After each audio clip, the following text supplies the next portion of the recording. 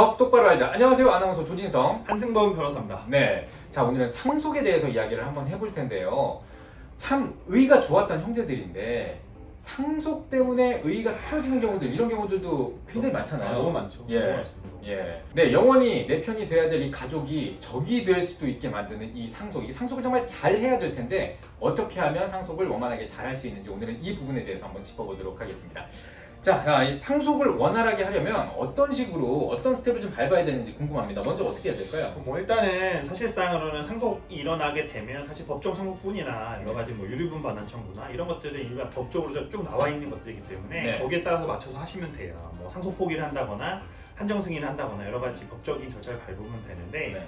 그것보다 제일 중요한 것 중에 하나가 상속재산 분할 협의거든요. 상속재산을 아. 어떻게 할지 네. 사실상 법정 거 말고 우리끼리 어쨌든 상속 분할을 그렇죠. 재산을 분할하기 위해서는 서로 협의를 해야 되는데 이게 가장 중요한 거는 사실 전원 동의가 필수입니다. 그러니까 전원의 동의를 받으셔야 돼요. 예. 근데 만약에 전원 동의를 받지 않고 사실상 일부가 재산을 빼달리게 되면 네. 나중에 이거 가지고 다시 분쟁이 많이 이루어지는 것들이 많습니다. 그래서 네.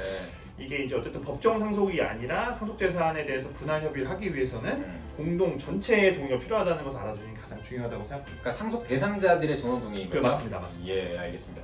자, 그렇다면 지금 이제 뭐 상속을 받을 시점이 돼서, 그러니까 이 상속해 주시는 분이 이제 돌아가신 다음에 이제 뭐 그런 맞아요, 일들이 막 맞아요. 그런 분쟁이 일어나는 거잖아요. 그렇다면 돌아가시기 전에 약간 뭐 이런 사전에 좀 분쟁을 막을 수 있을 만한 어떤 그런 장치 같은 건 없을지. 가장 중요한 거는 사실상 그 유언장을 작성해 놓는 게 가장 중요합니다. 그렇군요. 왜냐면은 예. 이게 물론 이제 뭐 실제로 돌아가신 이후에 그리고 누군가가 죽음에 대해서 사실 인지하고 뭘 만들어내는 게 쉽진 않잖아요. 네네. 인정하기도 싫고 하지만 그럼에도 불구하고 재산이 좀 많고 있다라고 하신다면 사실상 미리 사전에 이런 것들을 좀 유언장을 작성해 놓으신거나 아니면 후견 공증 같은 걸 해놓으셔서 사실상 추후에 일어났을 분쟁들을 미리 미연에 막는 게 가장 중요하고요.